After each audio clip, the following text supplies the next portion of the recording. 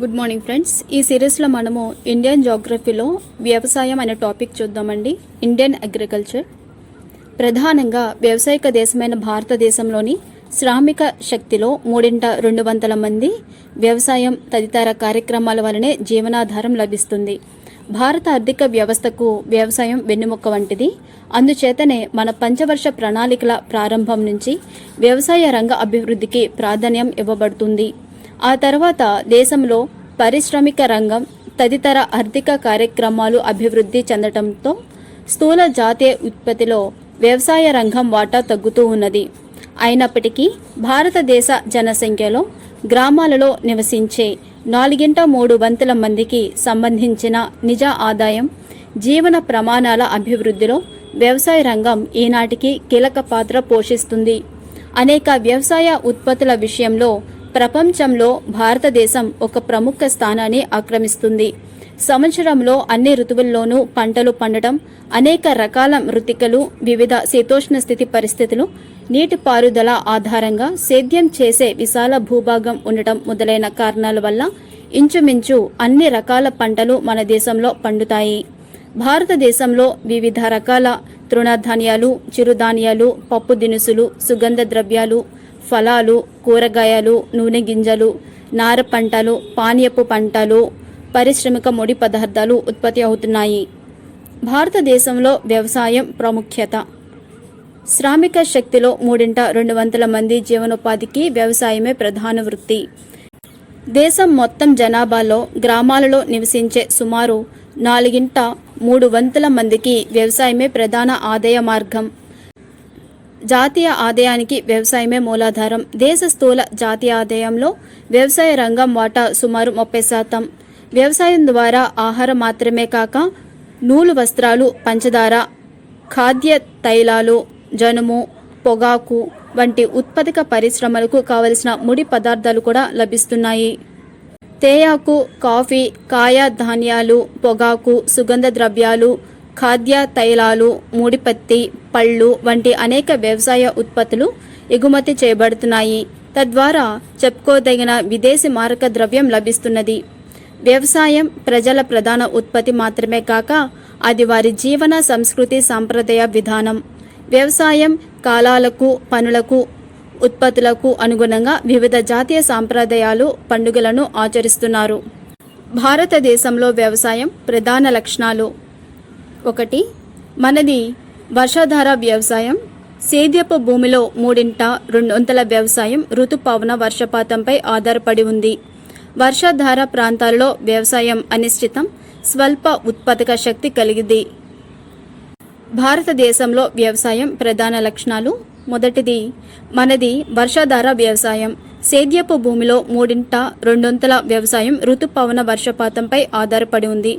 వర్షాధార ప్రాంతాల్లో వ్యవసాయం అనిశ్చితం, స్వల్ప ఉత్పాదక శక్తి గలది. 2. సేద్యపు భూమిలో సుమారు 3/1 భూమికి మాత్రమే నీటిపారుదల సౌకర్యం ఉంది. నీటిపారుదల వసతులు గల ప్రాంతాలలో వ్యవసాయం అధిక ఉత్పత్తి ఇచ్చే ఆదాయంగాను, లాభదాయకంగాను ఉంది. వ్యవసాయం అధిక ఉత్పత్తిని, లాభాన్ని ఇచ్చేదానిగా ఉంది. 3. వ్యవసాయ భూమి తక్కువగా ఉండటం, దానిపై ఆధారపడి ఎక్కువ జనాభా ఉండటం వలన మన దేశంలో కమతాలు చిన్నవిగా ఉన్నాయి. సగటు భూకమతం 1.7 హెక్టార్లు. సాగులో ఉన్న భూకమతాలలో 4/3 పైగా చిన్న మరియు ఉపాంత కమతాలున్నాయి. 4. అధిక జనాభా ఒత్తిడి వలన భూ మనుష్య నిష్పత్తి తక్కువగా ఉన్నందువలన భారతదేశంలో ఒకే సంవత్సరం ఒకే వ్యవసాయ భూమిలో 2 లేక 3 పంటలు పండించే సాంప్రదాయం అమలులో ఉంది. 5. సంవత్సరం పొడుగున పంటలు పండించడానికి వ్యవసాయ భౌగోళిక పరిస్థితులు చాలా అనుకూలంగా ఉంటాయి. కాబట్టి దేశంలో ప్రధానంగా 2 పంట ఋతువులు అంటే కాలాలు. అవి ఖరీఫ్ జూన్ నుంచి అక్టోబర్ వరకు, రబీ నవంబర్ నుంచి మార్చి వరకు ఉన్నాయి. నీటిపారుదల వసతి సమృద్ధిగా ఉన్న ప్రాంతాల్లో రబీ పంట తర్వాత ఏప్రిల్, మే, జూన్ మాసాలలో 3వ పంట జాయద్ కూడా పండుతుంది. 6. భౌగోళిక పరిస్థితులు అనుకూలంగా ఉన్నందున భారతీయ రైతులు వివిధ రకాల ఆహార మరియు పారిశ్రామిక పంటలను పండిస్తున్నారు. 7. సాంప్రదాయబద్ధ జీవనాధార వ్యవసాయం, ఆహార ధాన్యాల ప్రాధాన్యత అధికంగా ఉంది. 8. మన వ్యవసాయంలో తేయాకు, కాఫీ, రబ్బరు, కొబ్బరి, చెరుకు వంటి తోట పంటలు, పత్తి, పొగాకు, జనుము వంటి నగదు పంటలు కూడా గర్వించతగ్గ స్థానంలో ఉత్పత్తి అవుతున్నాయి. ఈ పంటలు తక్కువ విస్తీర్ణంలో ఉన్నప్పటికీ మొత్తం వ్యవసాయ ఆదాయంలో వాటి వాటా చెప్పుకోదగినంతగా ఉంది. 9. సంకర జాతి వ్యవసాయంతో కూడిన ఆధునిక వ్యవసాయం కూడా ప్రాముఖ్యమైనది. 10. భారతదేశంలో పంటల యొక్క సగటు ఉత్పత్తి సామర్థ్యం అతి తక్కువ. భారతదేశ వ్యవసాయం సమస్యలు. భారతదేశంలో వ్యవసాయం అనేక సమస్యలను ఎదుర్కొంటుంది. కాబట్టి ప్రపంచంలో అనేక ఇతర దేశాలతో పోలిస్తే మన దేశంలో ఉత్పత్తి సామర్థ్యం అతి తక్కువగా ఉంది. అతి ముఖ్యమైన సమస్యలో 1. అనిశ్చిత వర్షపాతం, 2. మృత్తిక క్రమక్షయం, 3. చిన్న భూకమతాలు, 4. విస్థాపన వ్యవసాయం, 5. నిరక్షరాస్యులైన రైతులు, 6. ఎరువులను తగిన విధంగా వాడకపోవుట మరియు వాడవలసిన దానికన్నా తక్కువగా వాడుట, 7. నీటిపారుదల వసతుల కొరత, 8. పెట్టుబడి కొరత, సరిపడినంత రుణ సదుపాయం లేకపోవట, 9. సరైన మార్కెట్ వ్యవస్థ కొరత ప్రధానమైనది. భారతదేశ వ్యవసాయం అభివృద్ధి అవకాశాలు. స్వతంత్రం వచ్చిన నాటి నుండి వ్యవసాయ విప్లవాన్ని తీసుకురావటానికి ప్రయత్నాలు జరుగుతూనే ఉన్నాయి. పంచవర్ష ప్రణాళికల్లో ముఖ్యంగా మొదటి 2 ప్రణాళికల్లో నీటిపారుదలకు, వ్యవసాయ అభివృద్ధికి అధిక ప్రాధాన్యత ఇవ్వబడింది. తత్ఫలితంగా అనేక కొత్త నీటిపారుదల పథకాలు ప్రవేశపెట్టబడి కొత్త భూములు సాగులోనికి తీసుకురాబడ్డాయి. వ్యవసాయ ఉత్పత్తిని పెంచడానికి, ముఖ్యంగా ఆహార ధాన్యాల ఉత్పత్తిని పెంచడం ద్వారా ఆహార సమస్యను తీర్చుట, వీలైనంత మేరకు ఆహార ధాన్యాలు దిగుమతులను తగ్గించుటకు అనేక వ్యవసాయ అభివృద్ధి పథకాలు ప్రవేశపెట్టబడ్డాయి. అవి 1. కమ్యూనిటీ అభివృద్ధి పథకం, 2. చిన్న రైతుల అభివృద్ధి సంస్థ, 3. ఉపాంతర రైతులు మరియు వ్యవసాయ కూలీల అభివృద్ధి సంస్థ, 4. సాంద్ర వ్యవసాయ అభివృద్ధి పథకం, 5. సాంద్ర వ్యవసాయ ప్రాంత పథకం, 6. అధిక దిగుబడి రకపు విత్తనాల పథకం, 7. బహుళ పంటల పథకం. దీనిలో భాగమైన వ్యవసాయ రంగాల్లో హరిత విప్లవం గర్వించతగ్గ స్థాయికి చేరింది. ఆధునిక వైజ్ఞానిక పద్ధతుల ద్వారా వ్యవసాయ పద్ధతులు మరియు ఉత్పత్తి వ్యవస్థలో నూతన నిర్దేశాలను తీసుకురావడం ద్వారా వ్యవసాయ సౌకర్యాన్ని సాధించడమే హరిత విప్లవం. హైబ్రిడైజేషన్. హరిత విప్లవం పంటల ఉత్పత్తి పెరుగుదలకై అధిక దిగుబడి రకాలను అభివృద్ధి చేయడం కోసం నిర్దిష్టమైన పంట మొక్కలను పెంచుట, అభివృద్ధి చేయుటయే హరిత విప్లవం. ఆహార కొరత, ఆకలి, పౌష్టిక ఆహార లోపాలు వంటి సమస్యలను అధిగమించుట ద్వారా దేశంలో వ్యవసాయ రంగంలో స్థూలంగా మార్పు తీసుకురావటమే హరిత విప్లవం యొక్క ప్రధాన లక్ష్యం.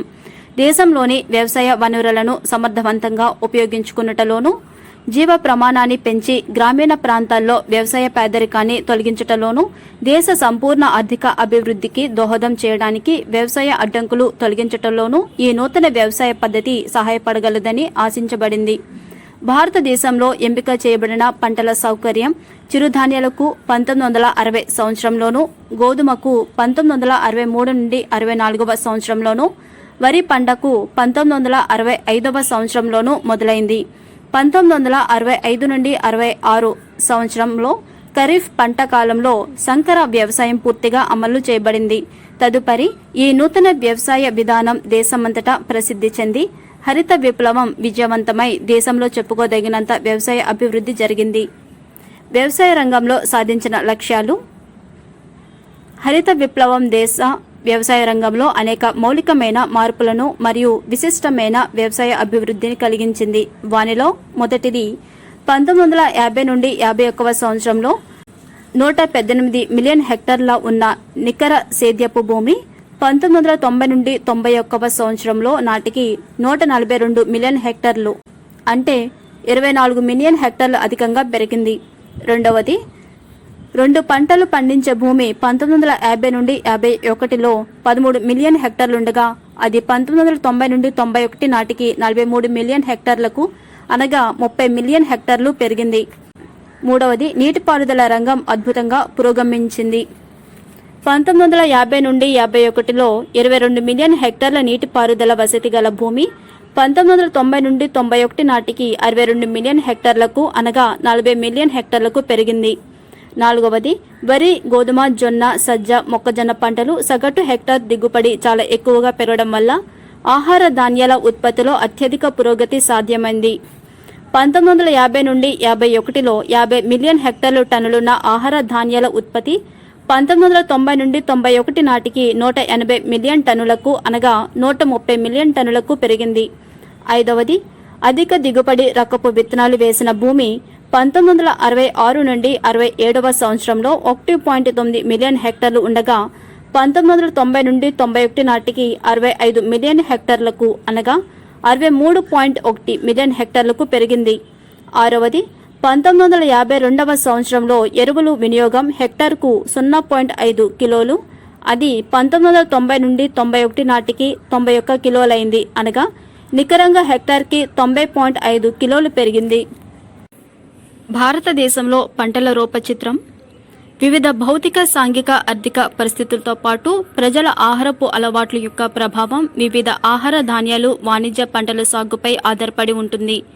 తృణధాన్యాలు అంటే వరి, గోధుమ, బార్లీ, యవలు అంటే ఓట్స్, చిరుధాన్యాలు అంటే జొన్న, సజ్జ, మొక్కజొన్న, రాగి, పప్పు దినుసులు అంటే కంది, మినుము, పెసర, శనగ, ఉలవ పంటలు ఆహార ధాన్యాల్లోకి వస్తాయి.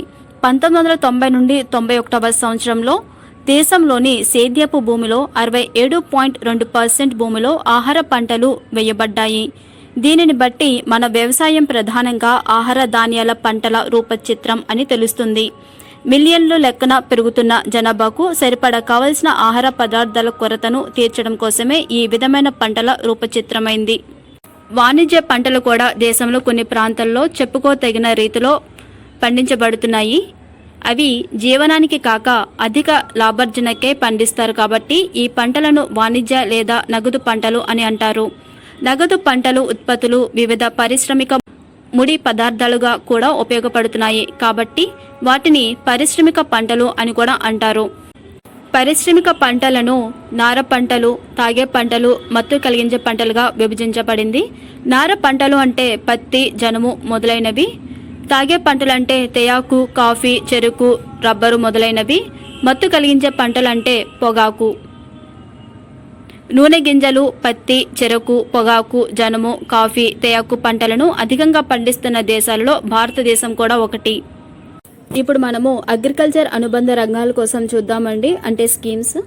1 నీలి విప్లవం చేపలకి, 2 శ్వేత విప్లవం పాలు, పాల ఉత్పత్తులకి, 3 ఎరుపు విప్లవం టమాటో, మాంసము, 4 రౌండ్ విప్లవం అంటే బంగాళదుంపలు, 5 బూడిద విప్లవం అంటే ఎరువులు, 6 ఆరెంజ్ విప్లవం అంటే సుగంధ ద్రవ్యాలు, 7 బంగారు విప్లవం అంటే పండ్లు, 8 పసుపు విప్లవం అంటే నూనె గింజలు. ప్రధానమైన కొన్ని పండ్లు పండే రాష్ట్రాలు చూద్దాము. జీడి మామిడి కేరళ, కర్ణాటక, గోవా. యాపిల్ హిమాచల్ ప్రదేశ్, కాశ్మీర్, ఉత్తరాఖండ్, తమిళనాడులోని నీలగిరి కొండలు. ద్రాక్ష పంజాబ్, ఉత్తరప్రదేశ్, హిమాచల్ ప్రదేశ్, తెలంగాణ. నారింజ కర్ణాటక, కేరళ, మహారాష్ట్ర, తమిళనాడు. అరటి మహారాష్ట్ర, మధ్యప్రదేశ్, తమిళనాడు, ఆంధ్రప్రదేశ్. మామిడి ఉత్తరప్రదేశ్, బీహార్, ఆంధ్రప్రదేశ్, వెస్ట్ బెంగాల్. కుంకుమ పువ్వు జమ్మూ అండ్ కాశ్మీర్, లడఖ్. జంతు సంపద కోసం చూద్దామండి. వ్యవసాయంలో జంతు సంపద ఒక భాగం. గేదెలు, ఆవులు, గొర్రెలు, మేకలు, పందులు, గుర్రాలు, వంటలు, కోళ్లు తదితర జంతువులు జంతు సంపదలో ముఖ్యమైనవి. నాగలి లాగి పొలం దున్నడానికి, బళ్ళు లాగడానికి, ఎరువులను వినియోగించడానికి భారతదేశంలో రైతులు ఎక్కువగా జంతువులపై ఆధారపడి ఉన్నందువలన దేశంలో అధిక సంఖ్యలో జంతు సంపద ఉంది. అయితే ఆహార ధాన్యాలకు మాత్రమే ఎక్కువ ప్రాధాన్యం ఇవ్వడం వల్ల వ్యవసాయంలో భాగాలైన జంతు సంపద, డైరీ ఫార్మింగ్ అంటే పాడి పరిశ్రమలు దురదృష్టవశాత్తు అతి తక్కువగా అభివృద్ధి చెందాయి. భారతదేశంలో జంతు సంపద అధికంగా ఉన్నప్పటికీ వాటి ఉత్పత్తులు మాత్రం చాలా తక్కువగా, పశు ఉత్పత్తులు తక్కువగా ఉండటానికి దోహదం చేసిన కారణాలు తక్కువ నాణ్యత గల భారతీయ జంతు రకాలు అంటే బ్రీడ్స్, మేత మరియు మేపు సదుపాయాలు కొరత, రైతులు మత మరియు సామాజిక పరమైన దృష్టి, పశు నిర్వహణ జాగ్రత్తలు పాటించడంలో అనాసక్తి, అశ్రద్ధ మొదలైనవి. జంతు సంపద ప్రాముఖ్యము. మన వ్యవసాయం ఆర్థిక వ్యవస్థలో జంతు సంపద ఒక ముఖ్య పాత్రను పోషిస్తుంది. చిన్న వ్యవసాయ కమతాలు యంత్రీకరణ జరగకపోవటం వంటి కారణాల వల్ల అన్ని రకాల వ్యవసాయ పనులకు మరియు వ్యవసాయానికి పశువులు ఎరువుల కోసం ఇప్పటికీ పశు శక్తే ఎక్కువగా ఉపయోగంలో ఉంది. కాబట్టి జంతువులు మన వ్యవసాయ ఆర్థిక వ్యవస్థలో ముఖ్యంగా చిన్న మరియు ఉపాంత రైతులకు తప్పనిసరి. పాలు, మాంసం, గ్రుడ్లు వంటి మాంసాకృతులు కాయగూరలు కంటే బలవర్ధకమైనవిగా గుర్తించబడ్డాయి. ప్రపంచ సగటు మాంసకృతుల వినియోగంతో పోలిస్తే మన దేశంలో సగటు వినియోగం చాలా స్వల్పం.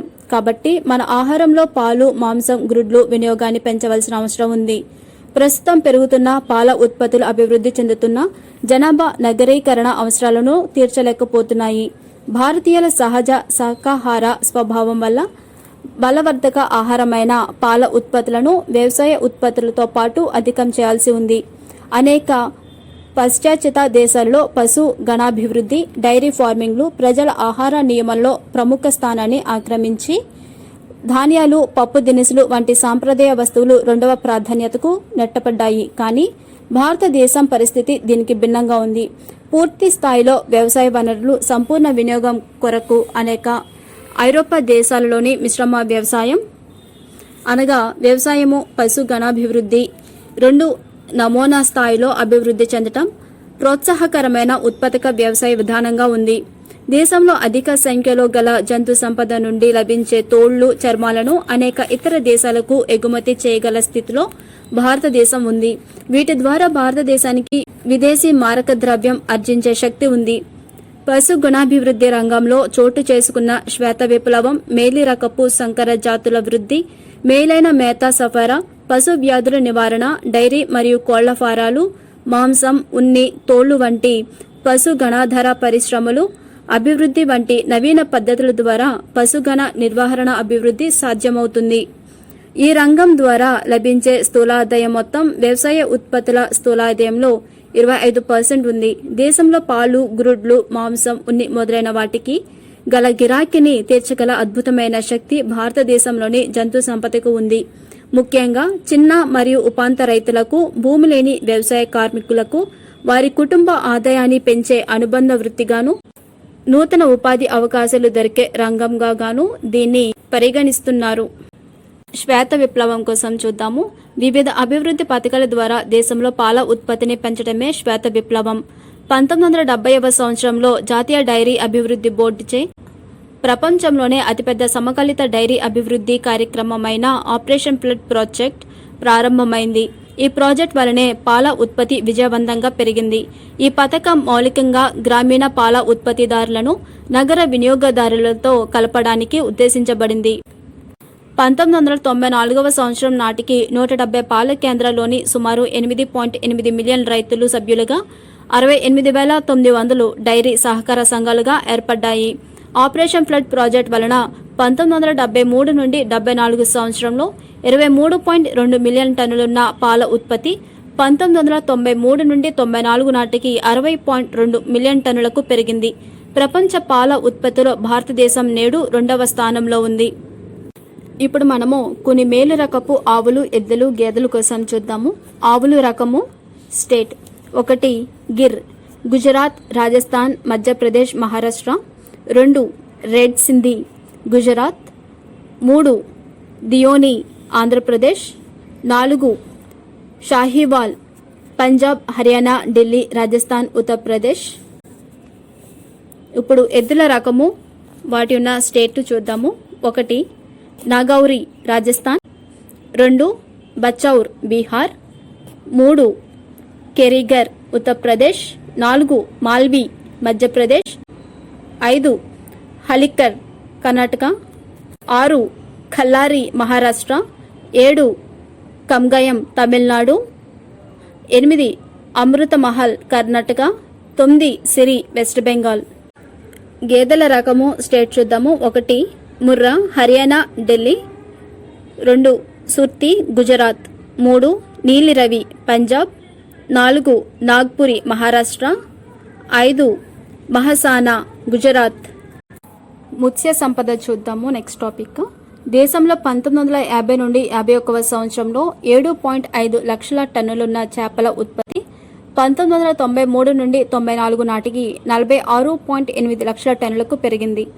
భారతదేశంలో మత్స్య సంపద కోసం చూద్దాము. మత్స్య సంపద 2 రకాలుగా ఉంటుంది. మొదటిది సముద్రాల్లో చేపల ఉత్పత్తి, 2 భూభాగంలో చేపల ఉత్పత్తి.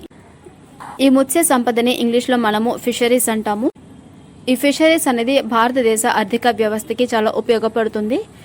ఒకటి, మనము ఫారెన్ ఎక్స్చేంజ్ ఎర్నింగ్ చేయొచ్చు. అలానే మన ఆహారంలో కూడా న్యూట్రిషన్ లెవెల్ని పెంచవచ్చు. అలానే ఫిషరీస్లోని ఎక్కువ ఎంప్లాయ్మెంట్ కూడా రేజ్ అవుతుంది. ఇప్పుడున్న ప్రస్తుత కాలంలోని ఫిషరీస్ నుంచి వచ్చే న్యూట్రిషన్ లెవెల్ డైట్ అనేది చాలా అవసరం అవుతుంది. ఇప్పుడు మనం సముద్ర చేపల ఉత్పత్తి కోసం చూద్దాము. ఈ సముద్ర చేపలో సుమారుగా 1570 రకాల చేపలు ఉన్నాయి. దేశంలోని మొత్తం చేపల ఉత్పత్తిలో సముద్ర చేపలు అతి ముఖ్యమైనవి. 93 నుండి 94 సంవత్సరంలో ఉత్పత్తి అయిన చేపల్లో మొత్తం 57.4% ఉందండి. అంటే 26.88 లక్షల టన్నులండి. ప్రస్తుతం ఇది 13,422 టన్నులు ఉంది. సముద్ర చేపల ఉత్పత్తిలో 75% చేపలు ఎక్కువగా కేరళ, మహారాష్ట్ర, కర్ణాటక, గుజరాత్, గోవా, డామన్ డయ్యూలోని పశ్చిమ తీరం నుంచి సేకరించబడుతున్నాయి. పశ్చిమ తీరంలోని చేపల ఉత్పత్తి ఎక్కువగా ఉండడానికి కారణాలు విశాలమైన కండతీరపు అంచు, మహాసముద్ర లక్షణాలు గల అక్కడి ఉప్పు నీరు, ఫాస్ఫేట్, నైట్రేట్లు పదార్థాలు ఎక్కువగా ఉండడం వలన అత్యధికంగా తయారయ్యే ప్లవకం ప్రధానమైనది. భూభాగంలో చేపల ఉత్పత్తి చూద్దాము. దేశం మొత్తం చేపల ఉత్పత్తిలో భూభాగంలో చేపల ఉత్పత్తి 42.6%. వీటిలో మనకి 2 రకాలుగా ఉంటాయి. ఒకటి, మంచినీటిలో దొరికే చేపలు, 2 నదీ ముఖద్వారాల వద్ద దొరికే చేపలు ఉన్నాయి. వీటిలో మంచినీటి చేపలు ప్రధానమైనవి. ఇవి నదీ నీటి పారుదల కాలువలు, జలాశయాలు, చెరువులు, తటకాలు, మంచినీటి సరస్సులో లభిస్తాయి. నది మొక్క ద్వారాల్లోని చేపలు ఉప్పు కయ్యలు, డెల్టాలోని పాయలు, సముద్ర వెనక జలాలు, లాగున్లు, సముద్ర తీరంలోని సరస్సుల్లోని లభిస్తున్నాయి. భూభాగంలో చేపలు పట్టడంలో పశ్చిమ బెంగాల్, తమిళనాడు, ఆంధ్రప్రదేశ్, బీహార్, కర్ణాటక, ఉత్తరప్రదేశ్, అస్సాం రాష్ట్రాలు ముఖ్యమైనవి. ఇప్పుడు మనము నీలి విప్లవం కోసం చూద్దాము. ఇటీవల కాలంలో కేంద్ర ప్రభుత్వం వ్యవసాయ మరియు సహకార శాఖ దేశంలో చేపల ఉత్పత్తిని పెంచడానికి అనేక పథకాలను నిర్వహిస్తున్నది. రైతుల అభివృద్ధి పథకం ద్వారా మంచినీటి చేపల ఉత్పత్తి అభివృద్ధి, ఉప్పునీటి చేపల రైతుల అభివృద్ధి పథకాల ద్వారా ఉప్పునీటి చేపల ఉత్పత్తి అభివృద్ధికి ఈ పథకాలు ముఖ్యమైనవి. ప్రపంచ బ్యాంక్ సహాయంతో ఆంధ్రప్రదేశ్, ఒడిశా, పశ్చిమ బెంగాల్ రాష్ట్రాల్లో రొయ్యలు మరియు చేపల సాగు పథకం 1 అమల్లో ఉంది.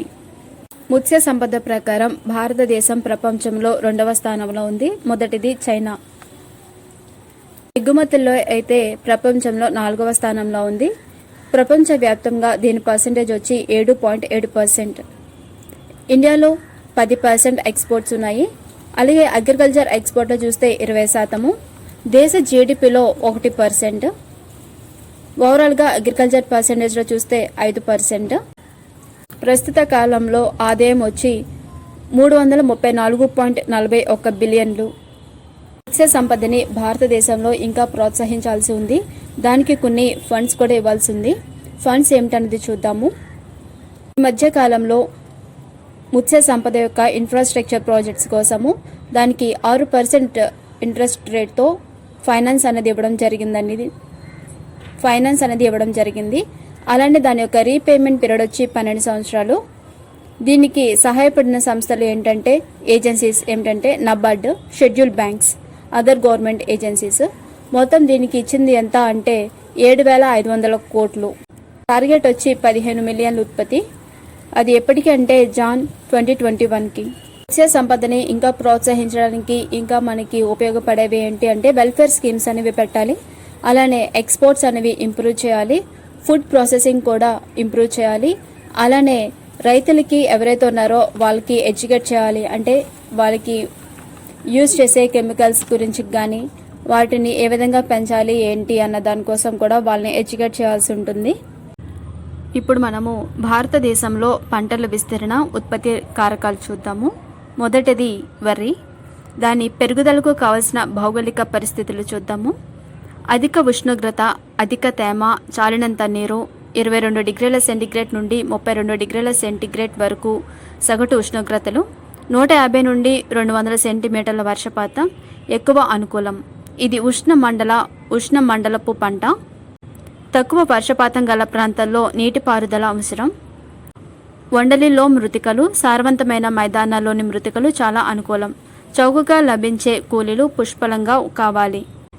ఎక్కువగా పండించే ప్రాంతాలు అనేక రాష్ట్రాల్లో ముఖ్యంగా పశ్చిమ బెంగాల్, బీహార్, ఆంధ్రప్రదేశ్, తమిళనాడు, ఒడిశా, అస్సాం, పంజాబ్, ఉత్తరాఖండ్, ఉత్తరప్రదేశ్, మధ్యప్రదేశ్, ఛత్తీస్గఢ్లోని డెల్టాలు, వరద మైదానాలు, నదీ లోయలు, తీర మైదానాల్లో ప్రధానంగా పండను.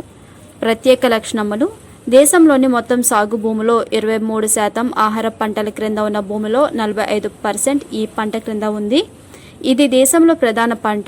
సాగవుతున్న వరి భూముల్లో సుమారు సగభాగం నీటిపారుదల క్రింద ఉంది. అన్ని కాలాల్లోనూ ఇది పండినప్పటికీ ఖరీఫ్ కాలంలో చాలా ఎక్కువగా పండుతుంది. ఇది హరిత విప్లవం ద్వారా ప్రయోజనం కల్పించే ప్రముఖ పంట. వరి పండే భూముల్లో సుమారు 3/2 వంతులు భూమి సంకర జాతి వ్యవసాయం క్రిందకు వస్తుంది. రెండవ రకం గోధుమ. దీనికి కావలసిన భౌగోళిక పరిస్థితులు: ప్రారంభంలో మిత వర్షపాతం అంటే 50 నుండి 100 సెంటీమీటర్లు, చల్లని తేమ వాతావరణం, 15 నుండి 20 డిగ్రీల సెంటీగ్రేడ్ ఉష్ణోగ్రత అవసరం. పక్వానికి వచ్చే సమయంలో కొంచెం ఎక్కువ ఉష్ణోగ్రతలు అంటే 25 నుండి 28 డిగ్రీల సెంటీగ్రేడ్ అనార్ధ వాతావరణం ఉండాలి. బాగా పారుదలతో కూడిన ఒండ్రు స్లిట్, సారవంతమైన లూమ్, తడి బంకమన్ను మృతికలు చాలా అనుకూలం. ఎక్కువగా పండించే ప్రాంతాలు ఉత్తరాఖండ్, ఉత్తరప్రదేశ్, పంజాబ్, హర్యానా, బీహార్, మధ్యప్రదేశ్, రాజస్థాన్ రాష్ట్రాలు గల ఉత్తర మధ్య భారతదేశంలో విస్తారంగా పండుతుంది. ప్రత్యేక లక్షణాలు: విస్తీర్ణం, ఉత్పత్తిలో వరి తర్వాత గోధుమది రెండవ స్థానం. ప్రధానంగా రబీ అంటే శీతాకాలం పంట. ఉత్తర భారత రాష్ట్రాల్లో ముఖ్య ఆహారపు పంట. తృణ ధాన్యాలలో ముఖ్యమైన గోధుమ హరిత విప్లవం ద్వారా చాలా ప్రయోజనం పొందింది. గోధుమ సాగయ్యే భూమిలో సుమారు 88% సంకర జాతి వ్యవసాయం క్రింద ఉంది. మూడవది జొన్న. దీని యొక్క భౌగోళిక పరిస్థితులు: వివిధ మృతికలు, శీతోష్ణ స్థితులు అవసరం. మితమైన వార్షిక వర్షపాతం అంటే 30 నుండి 100 సెంటీమీటర్లు, అధిక ఉష్ణోగ్రతలు అంటే 28 డిగ్రీల సెంటీగ్రేడ్ నుండి 32 డిగ్రీల సెంటీగ్రేడ్ అవసరము. నల్ల జంబాల మృతికలు చాలా అనుకూలం. ఎక్కువగా పండించే ప్రాంతాలు మహారాష్ట్ర, కర్ణాటక, మధ్యప్రదేశ్, ఆంధ్రప్రదేశ్. దీని యొక్క ప్రత్యేక లక్షణములు: విస్తీర్ణం, ఉత్పత్తిలో వరి, గోధుమల తర్వాత 3వ స్థానము. రబీలో విస్తారంగా పండుతుంది. చాలా వరకు నీటి పారుదల లేకుండా పండుతుంది. జొన్న సాగవుతున్న భూమిలో సగం భాగంలో అధిక దిగుబడి విత్తనాలు వాడుతున్నారు. ఇది పేదల ఆహారం. 4వ రకం సజ్జ. దీనికి కావలసిన భౌగోళిక పరిస్థితులు: కవోస్టా అనర్ధ శీతోష్ణ పరిస్థితుల్లో సగటు వర్షపాతం 40 నుండి 50 సెంటీమీటర్లు, ఉష్ణోగ్రత 25 నుండి 35 డిగ్రీల సెంటీగ్రేడ్ అవసరం. భారీ వర్షాలు పంటకు నష్టం. నిస్సర తేలికపాటి ఇసుక మృతికలు, గాథ నల్ల రేగడి, ఎర్ర మృతికలు ఎక్కువ అనుకూలం. ఎక్కువ పండించే రాష్ట్రాలు రాజస్థాన్, మహారాష్ట్ర, గుజరాత్, ఉత్తరప్రదేశ్. ప్రత్యేక లక్షణాలు: వర్షాధార పంట, ఎక్కువగా ఖరీఫ్ పంట, తక్కువ రకపు ఆహార ధాన్యం, అతి పేదల ఆహారం. సజ్జ సాగు అవుతున్న భూముల్లో 50% సంకర వ్యవసాయం క్రింద ఉంది. 5వ రకం మొక్కజొన్న. దీని భౌగోళిక పరిస్థితులు: అధిక ఉష్ణోగ్రత 35 డిగ్రీల సెంటీగ్రేడ్, మిత వర్షపాతం 75 సెంటీమీటర్లు కావాలి. బాగా పారుదల గల సారవంతమైన ఒండ్రు లేదా ఎర్రలోం మృతికల్లో బాగా పండుతుంది. మంచు హానికరమైనది. పండించు రాష్ట్రాలు ఉత్తరప్రదేశ్, రాజస్థాన్, మధ్యప్రదేశ్, బీహార్, గుజరాత్, ఆంధ్రప్రదేశ్, జమ్మూ కాశ్మీర్.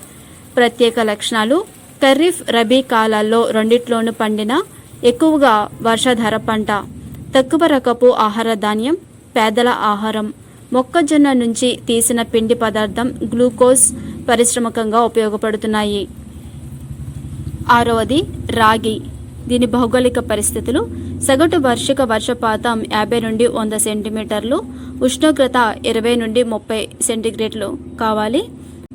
దీని భౌగోళిక పరిస్థితులు: సగటు వార్షిక వర్షపాతం 50 నుండి 100 సెంటీమీటర్లు, ఉష్ణోగ్రత 20 నుండి 30 డిగ్రీల సెంటీగ్రేడ్ కావాలి. ఎర్ర మృతికలు, తేలికపాటి నల్ల రేగడి మృతికలు, ఇసుక లోములు బాగా పండుతుంది. పండించు రాష్ట్రాలు కర్ణాటక, ఒడిశా, మహారాష్ట్ర, తమిళనాడు, ఆంధ్రప్రదేశ్, ఉత్తరప్రదేశ్. ప్రత్యేక లక్షణాలు: ఖరీఫ్ పంట ఎక్కువగా వర్షాధార పంట, తక్కువ రకపు చిరుధాన్యం, పేదల ఆహారం. 7. పప్పు ధాన్యాలు. భౌగోళిక పరిస్థితులు: మృదువైన చల్లని వాతావరణం, స్వల్పం నుంచి మిత వర్షపాతం అవసరం. అనేక రకాల మృతికల్లో పండినప్పటికీ లూమ్ మృతికలు ఎక్కువ అనుకూలం. పండించు రాష్ట్రాలు: మధ్యప్రదేశ్, మహారాష్ట్ర, రాజస్థాన్, ఉత్తరప్రదేశ్, ఒడిశా, కర్ణాటక, ఆంధ్రప్రదేశ్, బీహార్, గుజరాత్, తమిళనాడు. ప్రత్యేక లక్షణాలు: మాంసకృతులు, పోషక విలువలు ఎక్కువ. ఇది రబీలో వర్షాధార పంటగా విస్తారంగా పండుతుంది. పంటల అంతర్భాగంలో వీటిని సర్వసాధారణంగా పండిస్తారు. 8వ రకం చెరకు. భౌగోళిక పరిస్థితులు: ఉష్ణమండల పంట, అధిక ఉష్ణోగ్రత 25 నుండి 30 డిగ్రీల సెంటీగ్రేడ్, అధిక వర్షపాతం 100 నుండి 150 సెంటీమీటర్లు. పంట కాలమంతా తగినంత నీరు ఉండాలి. వర్షపాతం తక్కువైతే నీటిపారుదల తప్పనిసరిగా కావాలి. మంచును తట్టుకోలేదు. లూమ్ లేదా లావా మృతికలు అనుకూలం. మృతికల సారాన్ని ఎక్కువగా హరిస్తుంది కాబట్టి ఎరువులు ఎక్కువగా ఉపయోగించుకోవాలి. పండించు రాష్ట్రాలు: ఉత్తరప్రదేశ్, మహారాష్ట్ర, తమిళనాడు, ఆంధ్రప్రదేశ్, కర్ణాటక, హర్యానా, పంజాబ్, బీహార్. ప్రత్యేక లక్షణాలు: నీటిపారుదలతో పండే నగదు మరియు పారిశ్రామిక పంట. ప్రపంచంలో పంచదార ఎక్కువగా ఉత్పత్తి చేస్తున్న దేశాలలో భారతదేశం ఒకటి. 9. నూనె గింజలు. భౌగోళిక పరిస్థితులు: మిత ఉష్ణోగ్రత 20 నుండి 30 డిగ్రీల సెంటీగ్రేడ్, స్వల్పం నుంచి మిత వర్షపాతం 50 నుండి 100 సెంటీమీటర్లు, తేలికపాటి నేలలు అనుకూలం. పండించు రాష్ట్రాలు: గుజరాత్, ఆంధ్రప్రదేశ్, తమిళనాడు, మహారాష్ట్ర, కర్ణాటక, మధ్యప్రదేశ్, రాజస్థాన్, ఒడిశా, బీహార్, పంజాబ్, హర్యానా. ప్రత్యేక లక్షణాలు: ప్రపంచంలో నూనె గింజలు ఎక్కువగా ఉత్పత్తి చేస్తున్న దేశాలలో భారతదేశం ఒకటి. ప్రధాన నూనె గింజలు: వేరుశనగ, నువ్వులు, రేప్సీడ్, ఆముదం, ఆవాలు, అవిసె. ఖరీఫ్, రబీ కాలాల్లో అనర్ధ ప్రాంతాల్లో వర్షాధార పరిస్థితుల్లో విస్తారంగా పండును. ఇవి విదేశీ మారక ద్రవ్యాన్ని ఆర్జించే ముఖ్యమైన నగదు పంటలు. 10. పత్తి. దీనికి కావలసిన భౌగోళిక పరిస్థితులు: అధిక ఉష్ణోగ్రతలు 20 నుంచి 35 డిగ్రీల సెంటీగ్రేడ్, మిత వర్షపాతం 80 నుండి 120 సెంటీమీటర్లు కావాలి. వర్షపాతం సంవత్సరం అంతా విస్తరించి ఉండాలి. మంచు హానికరం. పుష్పించిన తర్వాత ఎండ, అనర్ధ వాతావరణం ఉండాలి. ముదురు మధ్య రకపు నల్లరేగడి నేలలు అనుకూలం. చౌకగా లభించే కార్మికులు సమృద్ధిగా కావాలి. పండించే రాష్ట్రాలు: గుజరాత్, మహారాష్ట్ర, పంజాబ్, కర్ణాటక, హర్యానా, రాజస్థాన్, తమిళనాడు, ఆంధ్రప్రదేశ్, మధ్యప్రదేశ్. ప్రత్యేక లక్షణాలు: ముఖ్యమైన పారిశ్రామిక పంట. ప్రపంచంలో పత్తిని ఎక్కువగా పండించే దేశాలలో భారతదేశం ఒకటి. ముడి పత్తి ద్వారా విదేశీ మారక ద్రవ్యం లభిస్తుంది. 2 పంటల కాలాల్లోనూ నీటిపారుదల సౌకర్యంతోనూ మరియు వర్షాధారంతోనూ ఈ పంటను పండించెదరు. 11. జనుము. దీనికి కావలసిన భౌగోళిక పరిస్థితులు: వెచ్చని తేమ శీతోష్ణ స్థితి, 24 నుండి 35 డిగ్రీల సెంటీగ్రేడ్ ఉష్ణోగ్రత, 90% సాపేక్ష ఆర్ద్రత అవసరం. వార్షిక వర్షపాతం 150 సెంటీమీటర్లకు మించి ఉండాలి. డెల్టాలు, వరద మైదానాల్లోని సారవంతమైన లోమ్ మృతికలు బాగా అనుకూలం. చౌకగా లభించే కూలీలు పుష్కలంగా కావాలి. పండించే రాష్ట్రాలు: పశ్చిమ బెంగాల్, అస్సాం, బీహార్, ఒడిశా. ముఖ్య లక్షణము: ఇది ముఖ్యమైన పారిశ్రామిక మరియు నగదు పంట. 12. పొగాకు. భౌగోళిక పరిస్థితులు: వివిధ శీతోష్ణ స్థితుల్లో పెరుగుతుంది. అధిక ఉష్ణోగ్రతలు అంటే 20 నుండి 40 డిగ్రీల సెంటీగ్రేడ్, వర్షపాతం 75 నుండి 100 సెంటీమీటర్స్ ఉండాలి. తుహినం హాని చేస్తుంది. మురుగు పారుదల కలిగిన ఇసుక లోమ్ లేదా ఇసుక జంబాల మృతికలు అనుకూలం. చౌకగా లభించే శ్రామికులు పుష్కలంగా కావాలి. పండించు రాష్ట్రాలు: ఆంధ్రప్రదేశ్, గుజరాత్, కర్ణాటక, ఒడిశా, జార్ఖండ్, బీహార్, పశ్చిమ బెంగాల్, ఉత్తరాఖండ్, ఉత్తరప్రదేశ్, మహారాష్ట్ర. ప్రత్యేక లక్షణాలు: ముఖ్యమైన వాణిజ్య పంట. ప్రపంచంలో పొగాకు ఎక్కువగా పండే దేశాలలో భారతదేశం ఒకటి. ముడి పొగాకు ఎగుమతి ద్వారా చెప్పుకోదగిన పరిమాణంలో విదేశీ మారక ద్రవ్యం లభిస్తుంది. 13. తేయాకు. భౌగోళిక లక్షణాలు: వెచ్చని తేమతో కూడిన ఉష్ణమండల శీతోష్ణ స్థితి, 150 సెంటీమీటర్ల సగటు వార్షిక వర్షపాతం కావాలి. వర్ష పంట కాలమంతా విస్తరించి ఉండాలి. మొక్క పెరుగుదలకు మంచు హాని చేస్తుంది. పుష్పించిన తర్వాత ఎండ, అనర్ధ వాతావరణం అవసరం. ముదురు మధ్య రకపు నల్ల మృతికలు అనుకూలం. చౌకగా లభించే కూలీలు పుష్కలంగా కావాలి. పండించే రాష్ట్రాలు అస్సాం, పశ్చిమ బెంగాల్, తమిళనాడు, కేరళ. ప్రత్యేక లక్షణాలు: ఇది ఉష్ణ మండలాల్లో పెరిగే తోట పంట. ప్రపంచంలో తేయాకు అత్యధికంగా భారతదేశంలో పండుతుంది. మన టీ పరిశ్రమ అతి ప్రాచీనమైనది. ఇది బాగా వ్యవస్థీకరించబడింది. ఇది జాతీయ ఆర్థిక వ్యవస్థలో ముఖ్య పాత్రను పోషిస్తుంది. పూర్వం నుంచి కూడా ఇది విదేశీ మారక ద్రవ్యాన్ని ఆర్జించి పెడుతుంది. ఇది రాష్ట్ర కేంద్ర ప్రభుత్వాలకు ఆదాయాన్ని ఆర్జించి పెడుతుంది. 14వది కాఫీ. భౌగోళిక పరిస్థితులు: వెచ్చని అర్ధ ఉష్ణ మండల శీతోష్ణ స్థితి, బాగా విస్తరించిన 150 నుండి 200 సెంటీమీటర్ల వర్షపాతం, 15 నుండి 30 డిగ్రీల సెంటీగ్రేడ్ ఉష్ణోగ్రత అవసరం. సూర్యకిరణాల నుంచి రక్షణ కోసం నీడనిచ్చే పొడవైన చెట్ల మాటున పెంచుతారు. అతి శీతల పరిస్థితులు: మంచు హానికరం. మురుగు పారుదల అటవీ లూమి మృతికలు గల స్వల్ప వాలులతో బాగా పెరుగుతుంది. పండించు రాష్ట్రాలు కర్ణాటక, కేరళ, తమిళనాడు. ప్రత్యేక లక్షణాలు: ఇది కూడా ఉష్ణ మండల తోట పంట. విదేశీ మారక ద్రవ్యాన్ని ఆర్జిస్తున్న ముఖ్య పంటలలో కాఫీ కూడా ఒకటి. 15 సహజ రబ్బరు. భౌగోళిక పరిస్థితులు: భూమధ్య రేఖ ప్రాంతాల్లో ఉండే శీతోష్ణ స్థితి వంటి వెచ్చని తేమతో కూడిన శీతోష్ణ స్థితి అవసరం. ఉష్ణోగ్రత 25 డిగ్రీల సెంటీగ్రేడ్ కన్నా ఎక్కువగాను, వర్షపాతం 200 సెంటీమీటర్లు మించి ఉండాలి. వర్షపాతం సంవత్సరం అంతటా విస్తరించి ఉండాలి. మురుగు పారే ముదురు లూమి మృతికలు అవసరం. చౌకగా లభించే కూలీలు పుష్కలంగా కావాలి. పండించు రాష్ట్రాలు కేరళ, తమిళనాడు, కర్ణాటక, అండమాన్ నికోబార్ దీవులు.